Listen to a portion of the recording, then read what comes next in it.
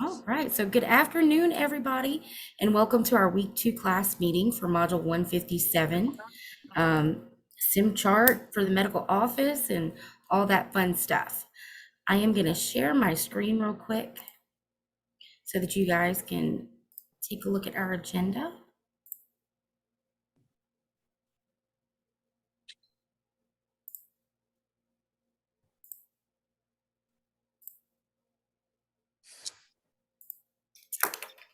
It was on the last page when I did that. Okay, so there we go.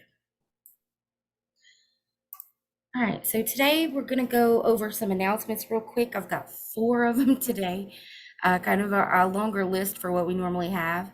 After that, we're going to go over the CMS 1500 claim form in detail. We're going to go section by section, block by block, and we'll talk about what goes where and how you find that information. After that, we're going to find out if you guys have any questions about SimChart right now. I know a lot of y'all are working on assignments. I still have 1 or 2 of y'all that are having problems locating the assignments. And most of y'all, I think, are feeling kind of overwhelmed. So we're going to talk about SimChart and those assignments for a little bit, and then we're going to go over any general questions or concerns. All right, so for announcements for today, we have got, of course, big exciting news, graduation being Friday, May 5th in Lafayette at the Cajun Dome Convention Center. That's going to be at 6 p.m. And while it's not open to the public, guys, I do believe we are going to be streaming it.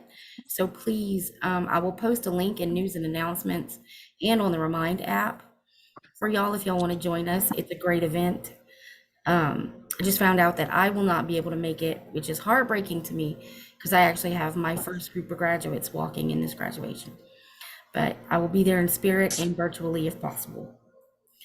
All right, so second on our list for today, we have Career Services mock interview, which I believe is happening on Wednesdays at 2. Is that correct, Tiffany? We changed it, so yeah. So I'll get the update. So actually, we never had it on Wednesday, but initially, initially it was on Tuesdays and Thursdays. And well, again, first of all, ladies, good afternoon. I'm Sorry Tiffany. about that. It's okay. Brandy, you and I were just talking very casually at first, and I realized they have no idea who you're talking to. So I apologize, ladies. My name is Tiffany Francis, and I am 1/4 of our dynamic career services team. I also have our other dynamic coordinator on here, Miss D. I'll give her a chance to say hello as well. Oh, wait, no, I'm here. Hey, everybody, I'm Dee. I'm fairly new here, so I'm just sitting in. This is my first time just following behind Miss Tiffany and getting to be acquainted with all of you guys. But my name's Dee. If y'all need anything, I'm here. Thank you, Dee. And really quickly, because I know you guys are getting into all the great things that Ms. Brandy has in store for you, but the Career Services group mock interviews, they take place every week, once a week. So this week, they were on Tuesday at 11 a.m. Next week, they're going to be held on Thursday at 6:30 p.m. I heard someone say that they work, and that's very intentional. That's why we're going to be having them once a week, one in the morning, and then the next one in the evening. So if you can't make it, if you did not make it to the one that we had on Tuesday, please, please, please make sure you mark your calendar for the event next Thursday at 6:30. And then, of course, if you don't make that one, the following Tuesday, there'll be another one at 11 a.m. You only have to do one to complete your career service folder before graduation. However, we found a lot of students are coming in multiple times just to get that extra practice. So please don't feel ashamed if you have to jump on there a couple different times. That's a part of it because practice makes progress. I'm not going to say perfect. It makes progress. And that is what we are in the business of doing to make sure that you guys are comfortable and confident with your job search and how to really land that job during the interview. So I will put it in the chat before we sign off. So just make sure you draw your attention to the chat. You'll see the link for it. You'll also see a link for our Facebook page and all of our contact information. So that's myself, Miss Demetria or Miss D. We also have Miss Kelly, who you guys have seen before, and Miss Shayna. So the four of us, we are here to get you there past the finish line and at a career that you really love and enjoy. Does anybody have any questions before I pass it back over to Miss Brandy? No, but I want to give a shout out. I see my girl. Is it Miss Manchester? Hi, y'all. How you I doing? sent her those papers yesterday and she got them back to me with the quickness. So thank you so much. You're welcome. She's on top of it. Yes. Yes, She's on top ma'am. of it. Yes, She's ma'am. on top of it. That's awesome. That's great. And just to clarify, Tiffany, this is something that is mandatory. They have to complete before they graduate, correct?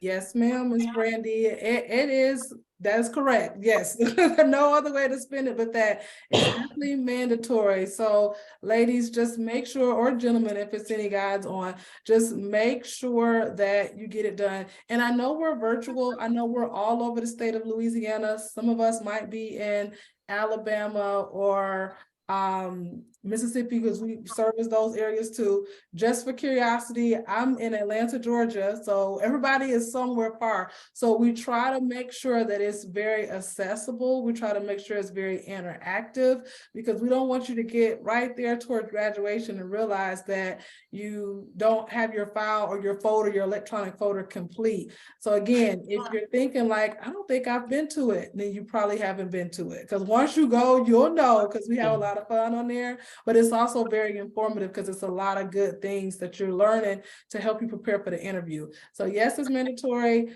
Again, I know I talk pretty quickly. So if you feel like you have a question you want to talk about offline, you are going to see my email in the chat. Typically, MBC students, they are to go to Kelly or Shayna, but we all collectively work together. So just take your pick. If you have a question, send us an email or shoot us a text. We will have an answer for you. Awesome. Thank you so much, Miss Tiffany. And also, guys, if y'all miss it in the chat, the link for the mock interview and also career services contact information. We need to get it updated when Miss Demetria's information, but we have Miss Tiffany's, Miss Shayna's, and Miss Kelly's up on the career services page in e-learning. I have that posted there for y'all for whenever y'all need to reach out to them. Thank you, Brandy. No problem. Okay, so NTHS, let's talk for just a second about that. The NTHS, for those of y'all that are new and don't know, is the National Technical Honor Society. And what they do is they are a group of outstanding students that have to be nominated by their instructor. They have to maintain a GPA of 3.5 or better. You have to meet attendance requirements, and you also have to be willing to participate in NTHS functions. Okay, our NTHS chapter, even though we're an online group, they still plan meetings for those that live together. They go out into the community and they donate their time or their money, their efforts into being productive members of the community. And that's what NTHS is all about. You know, it's not just about the grade. You can make a 4.0 in my class, but if I don't think you're going to participate and you only come to class once a week, I'm not going to nominate you for NTHS. Okay, so it's a whole ball game. If I already know of one person, and she's in here today, that I'm nominating that has expressed interest. If you are interested, get with me and we'll discuss it. Okay, I'm open to discussing it with everyone. And some of y'all, I'm just gonna nominate because I'm just gonna nominate you because I think you deserve it. So, but those are coming up soon. I believe they're due in the next few weeks. All right, and then our last announcement for today, our NCCT prep sessions they actually resumed this week on Tuesday, but it conflicted with our class meeting, which is why I didn't say anything about it. But they are going to continue next Tuesday at 2 o'clock. Miss Ashley Leslie, another medical billing and coding instructor, is hosting this set. My time with NCCT is done for the time for now. So I won't be hosting for a little bit, but Miss Ashley will be, and she's fantastic. So y'all, please, if you're getting close to graduation or you just want that extra practice, by all means, attend the meetings or watch the recordings that are also on, posted in e-learning on the NCCT prep page. All right. Any questions about any of the announcements, guys? Anybody? No? No questions, but I'll just tell No, everybody ma'am. goodbye. See y'all later. Bye, Tiffany. Okay. Stopping in. You're welcome. All right, bye-bye. All right, so guys, all right, so y'all have heard me say that I like billing better than I like coding. So in modules 156 and 157, I get to talk to y'all more. I just realized my little graphic didn't, it's got some other stuff on top of it, but that's okay. I like the billing part of things. And one of the biggest parts of the billing is the 1500 claim form, the CMS 1500. And the reason why is because every claim that you file is going to go out on this form, every single one. Okay. And whether you're doing specifically billing or whether you're a coder, when you do specifically coding, you're going to have to deal with a 1500 form and know how to fill it out and what goes where and things like that. Because when you're working denials and they come back and it's because something on your 1500 form is wrong, you have to know where to look to find that and fix it. Okay. So I know you can't see very well on this. So what I am going to do, and I put the file on the Remind app. I posted it there and I meant to post it in the chat here and I forgot. Would y'all like me to post it in the chat real quick here so y'all can follow along if you want to bring it up? But I'm going to bring it up in Word so I can zoom in so y'all can read the boxes and stuff better.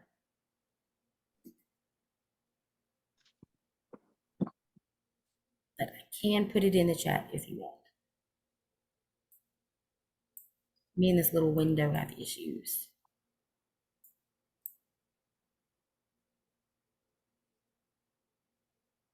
Apparently we have a lot of issues.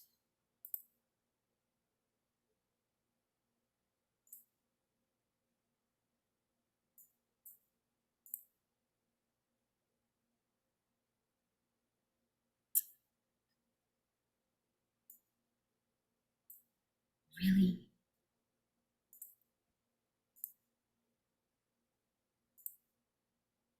All right, remind me next time to do a PDF. Okay, so that's a little bit better. All right, can y'all see this form? Yes. Fairly well? In this top box. Hey, that's better. Okay, so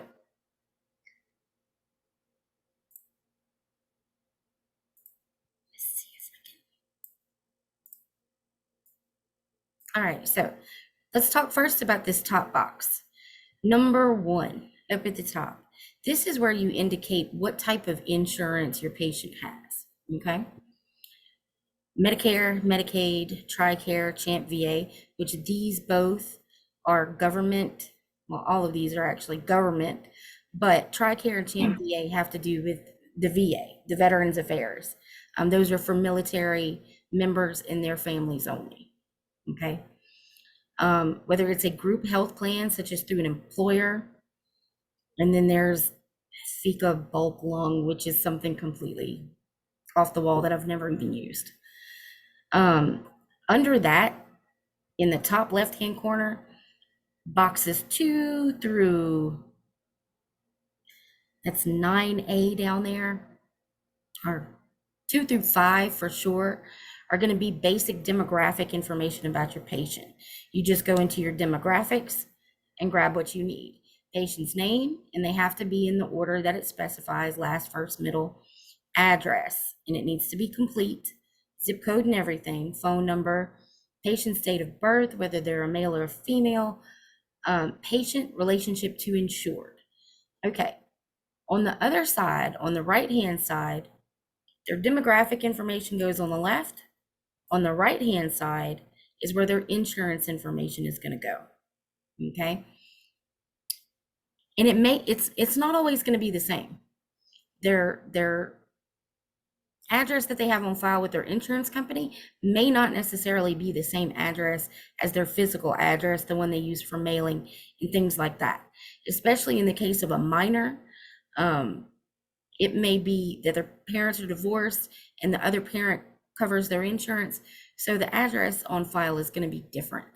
So you want to verify, when you verify their insurance benefits, if that's part of your job function in the office, what the address attached to their insurance policy is. And that's going to go over on this side. All right, now moving down just a little bit. You'll see it starting at number 9, and it goes number 9, A, B, and C. That is where you put secondary insurance information. Okay, if they have two insurance policies, your primary is always going to go on that right side, and your secondary is going to go right below their demographic information. Okay, you have to put the insured's name because it's not always the same as the patient. It could be a spouse or a parent, or guardian, anything like that. And then you put their insurance policy number, right below that. And then B and C, I've never filled out, reserved for NUCC use. I've never had to fill those out. D, you put in the name of whatever carrier that is, whether it's Blue Cross, Humana, Aetna, whoever. All right, and right next to their secondary insurance information is a box that says, is the patient's condition related to A, their employment? So basically, is this workers' compensation? B, an auto accident? Is this an MVA? Is this going to have automobile insurance attached to it some kind of way, or some other type of accident? All right.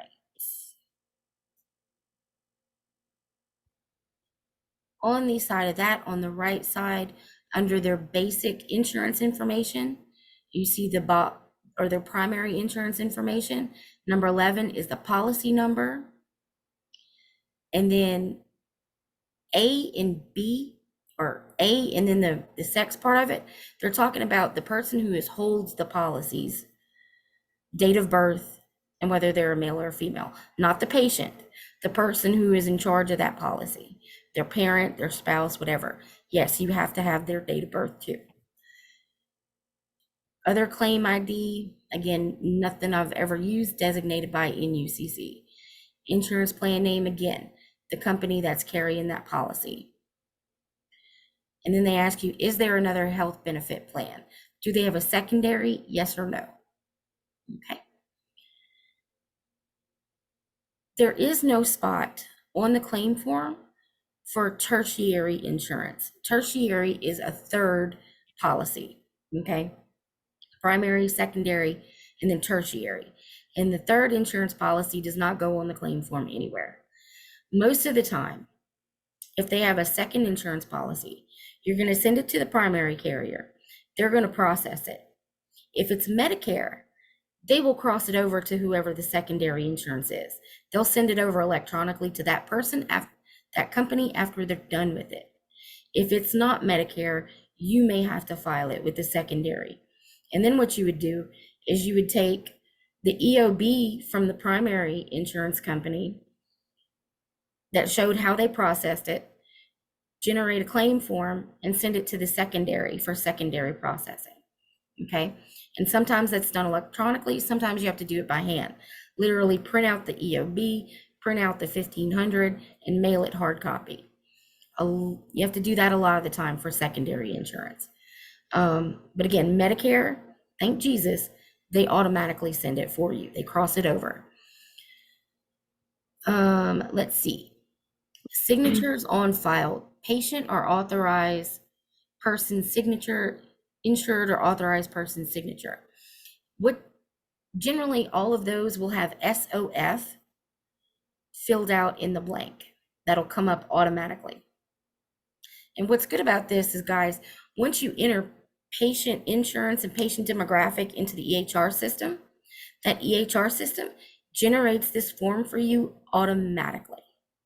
And as long as the information that you put in, or whoever put in the patient's demographics did it correctly, your form's going to fill out correctly, as long as it's, set up to do so. So that's the great thing. Like signature on file is already going to be there. All your patient information is going to get pulled from demographics. Your claim information, which goes down further on the page, will also be pulled in from when they're created in the EHR system. And let's see. There's a spot here you will see for name of referring provider or other source. If you are dealing with Medicare and Medicaid, this has to be filled out if it's a referral. There's also there's a designation, whether it's a referring provider or a rendering provider, which you're referring is the doctor that sent the patient to this particular doctor, and the rendering is the one who did the work. All right, you see under that box 21, this is where all your diagnosis codes are going to go. All your ICD-10-CM codes are going to go in box 21. And you see there's, I think it's 11, 3, 6, 9, till 12. There are 12 spaces for diagnosis codes. I have seen claims that have one. I have seen claims that have filled all of them. So you can have any mix in between. Just make sure that whatever is primary diagnosis is listed in box A. Or whatever is listed in box A is allowed to be a primary diagnosis. All right, so over next to the diagnosis box, you have some boxes that indicate an outside lab. Is this the facility that's filing this claim an outside lab? Yes or no? There's a spot, box 23 is a big one. Prior authorization number. If you are submitting a claim for a procedure or a service that you had to call beforehand and get an authorization number, that number goes in box 23, and your claim will be rejected if it's not in there. So that is super important. Prior authorization. But again, there should be a spot in your EHR system where this was put in to the system at some point before this claim is getting generated. If it's not, then somebody dropped the ball somewhere. All right, so below your diagnosis is basically what they call these is claim lines. 1, 2, 3, 4, 5, and 6. You can do up to 6 procedures or dates of service on one claim form. Okay. Your dates of service are going to be these first couple of columns, from and to, the date it started and the date it ended. And the reason they put a start and an end date is because of things like hospital admissions or something like that. Okay. Place of service, there's a list of codes. You can find them in your coding manuals that coordinate to a hospital, urgent care, skilled nursing facility, doctor's office, clinic, different things. They all have their own code, and those go in column B.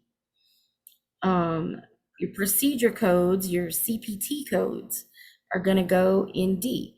And you see that they have it listed out for y'all. CPT or HCPCS are going to go here, and then your modifiers are going to go after. Okay. Diagnosis pointers. We will talk more about diagnosis pointers when we get into some heavier coding and Medicare billing. All right, so you see there is a column for charges.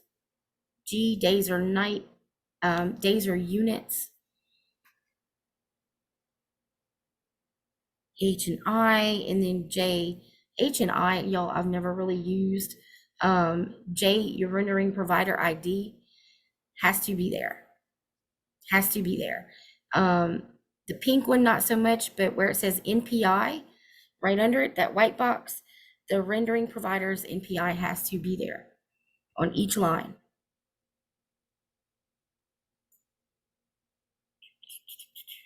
All right, and then below that,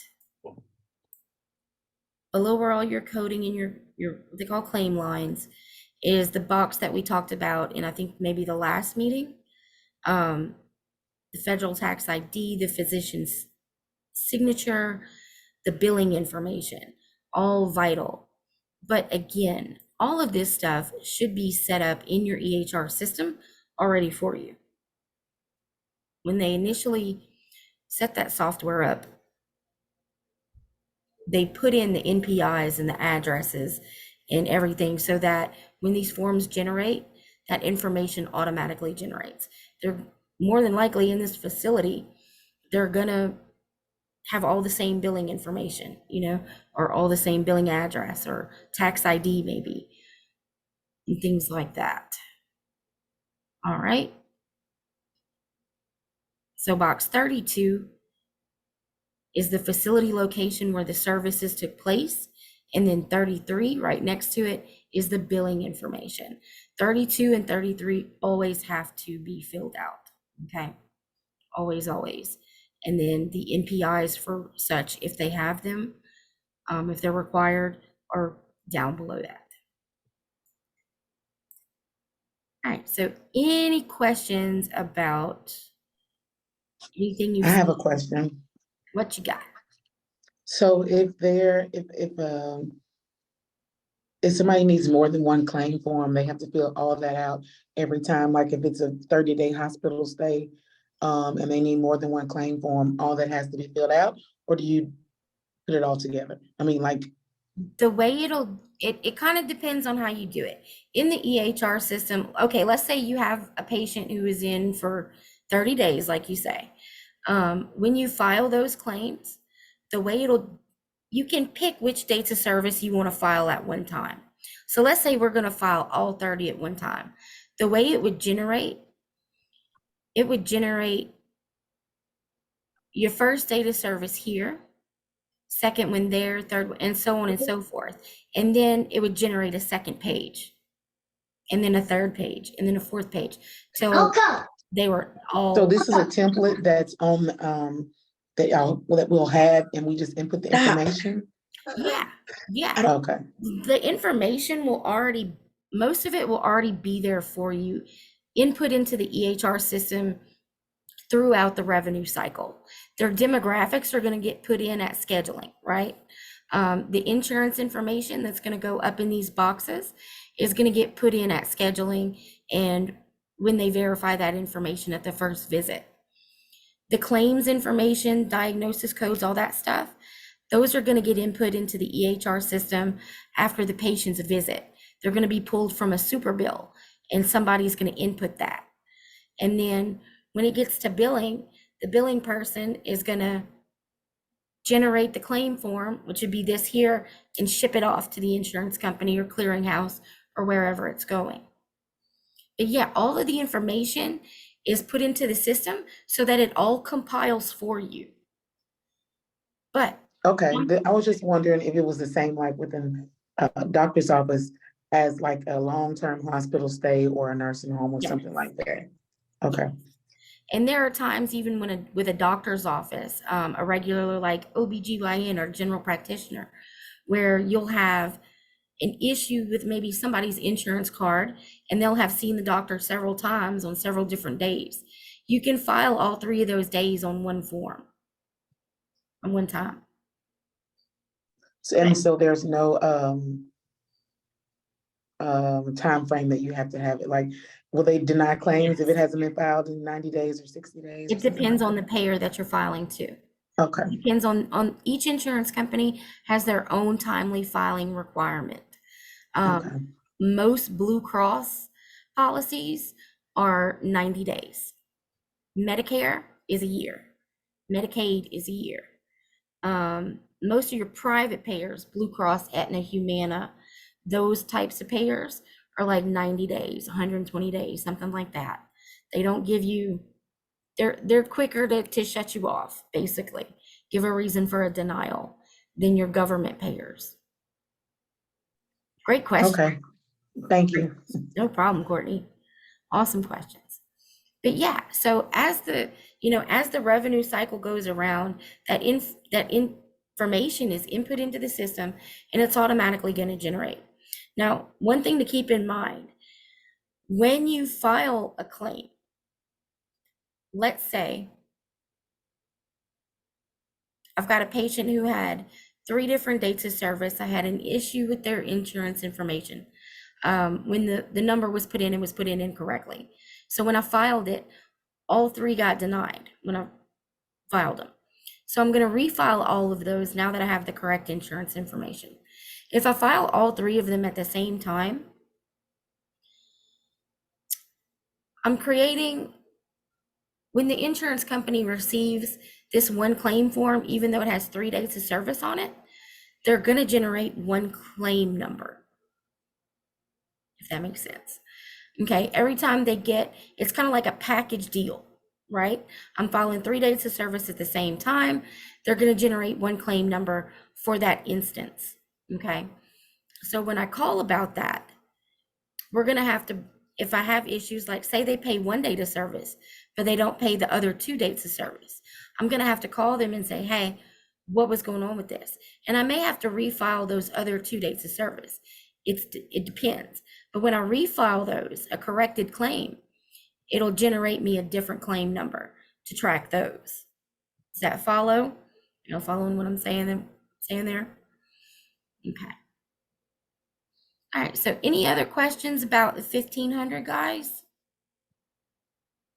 And y'all will be generating these in SimChart within the next couple of weeks. That's why we're going over it now. Y'all will be compiling these, putting together super bills and everything that we're talking about here, y'all are going to work through in the next couple of weeks. So y'all will see how the patient demographics, the one that you scheduled and then did a super bill for, or updated patient history, added immunizations, all of those, you're going to see how that information is going to compile into the HCFA form. Okay. So good stuff. Good stuff. All right. I see that I had a few more of y'all hop in. Let me make sure I have everybody written down so everybody gets their attendance.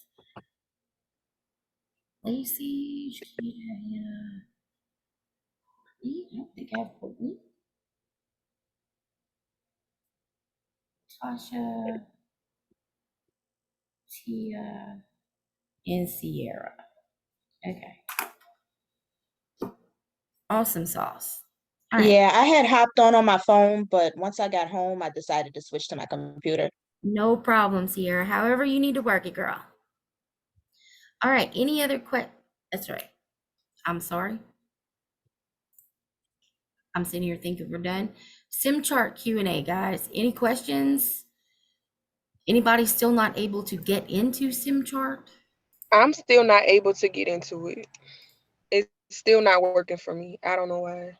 I also can't get into it. I don't have Sierra, we haven't set yours up yet. That's why. And Ladavra, y'all two started this week. So we're still in the process of getting y'all set up, which Ladavra, you and I are going to do that. I'm going to get on the phone with you and walk you through that after the meeting. Sierra, would you have time this evening to get on the phone with me so I can walk you through it? Yes. Awesome. That's why y'all can't get in there, because we haven't walked through it yet. It's kind of a process. It's a pain in the butt. It really kind of is. I'll be honest. So, and then still be on the lookout for an email for Evolve. You haven't gotten it yet? I haven't gotten an email about that either. I'm about to Actually, email Miss Tally because my nerves Oh, get bad. Kelly's not the one to do Evolve stuff. She's career services. Evolve stuff goes through our registrar, Franny Hoffman. Now, I do know that Miss Franny has been out sick this week, so that's probably why they're late. But for the love, today is Thursday. They should be here. Y'all should have them. So I will send an email when we get done here. Ladavri, it's going to be before I call you.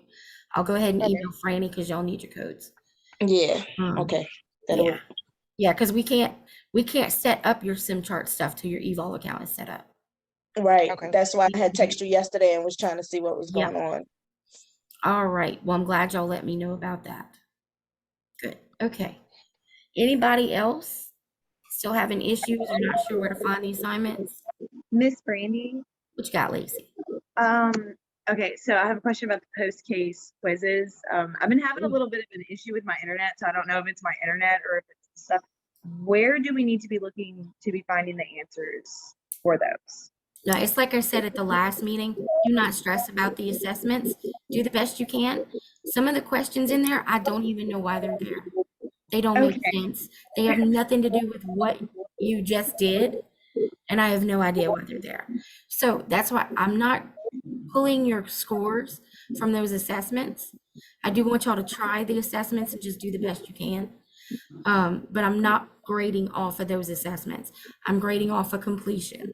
So Okay. just work your way. I'm a through little them. neurotic. I'm sorry. Like No, everything. no, girl, everybody's had the same question, so don't stress. Yes, ma'am. Don't Thank stress. No problem. No problem. Yeah, y'all, I'm not grading, I'm not pulling those assessment scores. I'm just looking to make sure that you do have a score there to, know that you went through the assignment and that you attempted it and it's completed. That's the main thing. I do have a question, now since my dogs aren't barking. Whenever we were in SimChart and we were supposed to go and download a file, Yeah, well, appendectomy report. okay, so whenever I would download the file for I forgot, it was one of the requests we needed to do.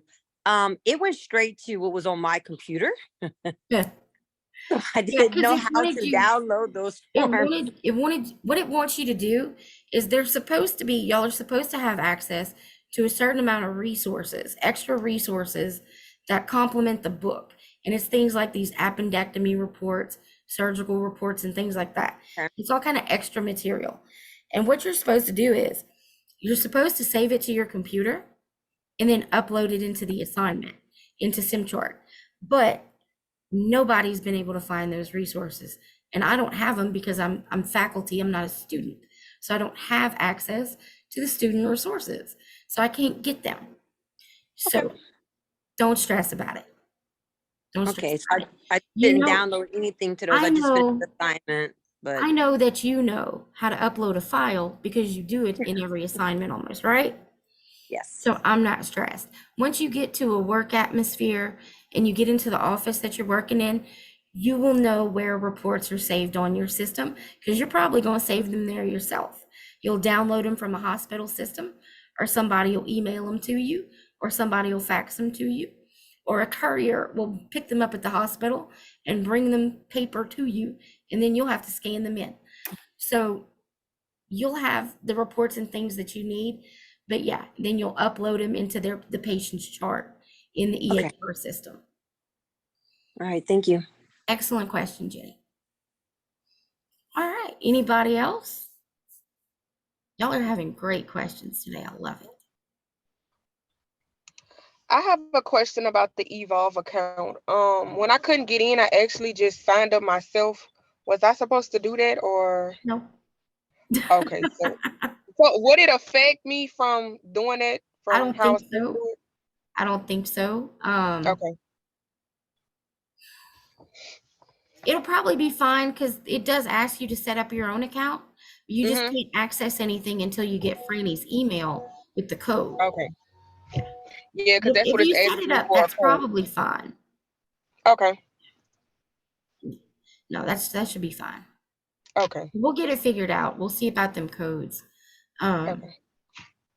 Let's see, that was it for the presentation. In fact, let me pop into my email right now. No, they still haven't come through.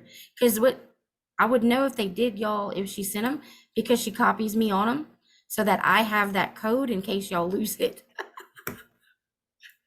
We try to put that code in 2 or 3 different places so we can, figure that out. But okay, no, she's not sent those yet, but I will send an email and be like, hey, did we forget about something? And we'll get that to y'all ASAP. But yeah, we can't even set up SimChart till that's done. Yep. All right, any other questions or anything, guys? Some of the daily assignment questions, I've been having trouble with them locating where to find them, like where to find the answers to them. Like some of them when it's like the Google ones search. with the- There's not a lot of content in the current module for me to pull stuff from. So I ask you general medical billing and coding questions, just Google search it. You should be able to find most of them there. Cause I'm like going in the book and like trying to search for the keywords and stuff. Yeah, there's not a lot of, most of the SimChart book is just walking you through the exercises. There's really not a lot to read. Even though I put in the assignments, you know, pages, whatever through whatever, that's just the instructions for those assignments in SimChart. There's not much reading for this one. So yeah, just Google search it. If it's not something you know or have seen before. And my newer students, it will not be something y'all have seen before, unfortunately. But yeah, Google's a great place to find your daily question answers. Okay. Yep. I'm stressing about those little 5-point Oh. questions. Don't stress. Y'all, don't stress about anything. Before y'all start stressing and overwhelming yourselves, get with me. Get with me. And also, y'all, if y'all call me after 5 o'clock and I don't answer the phone, if more than likely I'm doing something with my kid or I'm driving or cooking dinner or something like that. I will text you, and usually I will text you and let you know, hey, I'm tied up. Can I get with you in the morning or whatever? If I don't, y'all meet me with a little bit of grace. Meet me with a little bit of grace. I really try not to work 7 days a week, 24 hours a day. So just bear with me if I don't get right back with y'all. Technically, per Unitech policy, I have 24 hours to respond to a text message, email, or call. I try to be a little more timely than that, but sometimes it just may be the next morning before I'm able to get with you. It just depends on what I've got going on. And yesterday I had a sick kid. My kid has been having crazy stuff going on recently, and it's been nutballs at my house. So just remember that if it's after 5 o'clock and I don't get with you, and generally if you call me during 8 to 5 and I don't answer, it's because I'm in a meeting. Generally, I will answer if you call me between 8 to 5 and I'm available. So just bear that in mind when y'all are reaching out. Try not to get frustrated with me. Okay? Ms. Brandy, I got a quick question. What you got, Ryan? On the assignments in the labs, you probably noticed I haven't got anything turned in this week just yet. I've been really busy at work. I was at work till 12 o'clock last night, and I got here 4:30 this morning, and I'm finna go, as soon as I get out of here, to my other job. I'm finna have a little bit of time off to get caught up on things. How does it being late affect any of the grade or anything on the assignments? Okay. I was just kind of worried about that because I was like, oh, I see my grade just going down the hill right now. No, I do not take points off for the assignments being late. Because we're online and we have that flexibility, the only thing that'll cost you is if you don't do it at all. All right. I'll make sure I get some done. That's it. And also, y'all have noticed at the end of last module, I said about catching up on assignments and making up and things like that. That's because I'm more than happy if y'all have stuff going on and you're not able to complete assignments to reopen them for you when you are able to do it. Just please understand not to take advantage of that, because that is me literally doing double work. So I'm happy to do it for you when you need it, but let's not take advantage. That's all I ask. But most folks actually have no problem getting everything done within the the week time frame. But sometimes we have family stuff that goes on, work stuff that goes on. Stuff happens, life happens, right? To all of us. So we'll work through it, no problem. All right, guys, anything else for today? Any other questions, concerns, anything at all? No? All right, well then that's all I've got for you today. I will try to get this posted in eLearning as soon as I can. And y'all have a blessed weekend. Stay safe, stay healthy. And as always, thank you so much for your time. Get with me if y'all need anything. Thank you, ma'am. Thank you. Bye, guys. Bye. Bye.